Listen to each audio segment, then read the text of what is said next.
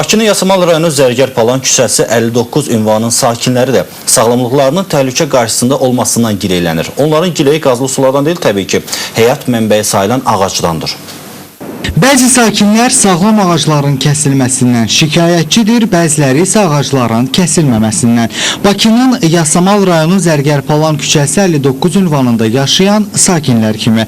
Onlar adı çəkilən ünvanda olan qocaman söyüd ağacının kəsilməsini istəyirlər. Səbəb isə öz havasıyla insana sağlamlıq verən ağacın hər an can almağa hazır olmasıdır. Təxminən 30 ilə yaxın yaşı olan ağac artıq kötü hissəsindən 2 yerə parçalanıb və hər an aşma təhlükəsi ilə üz-üzədir. Onu da deyim ki, ağacın aşa biləcəyi yol məhz insanların mütəmadi olaraq istifadə etdiyi yoldur. Sakinlər deyir ki, ağac günü-gündən kökündən ayrılmağa başlayır. Bunu isə qəribə bir üsulla müəyyən ediblər. Belə ki, kötükdən çıxan hər iki qol 2-3 gündən bir ip vasitəsilə bağlanılır. Həmin bağ yalnız 2-3 gün tab gətirir. Kötükdən aralanan ağaclar həmin ipi də qırır.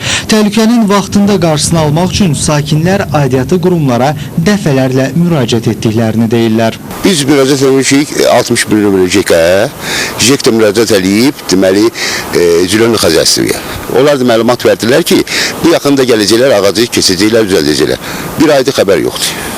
Neçə ildir bax bu vəziyyətdə ağac, nə qədər? Bu ağac 23 ildə bir 7 ildir belə vəziyyətdədir. Amma get-gedə çürüyür, tökülür, yəni ki, özünüzü görürsünüz ki, təhlükə gözlənilir.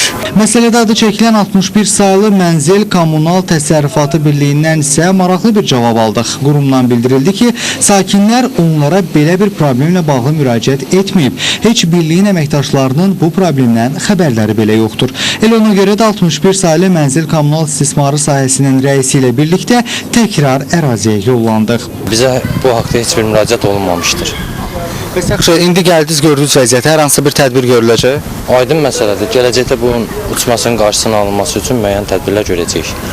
Gələcək deyəndə, yəni hansı bir müddət əhatə edir bu? Əlbəttə qısa müddətdə biz müraciət edəcəyik bununla əlaqədar müəyyən orqanlara və bu haqda tədbir görüləcək.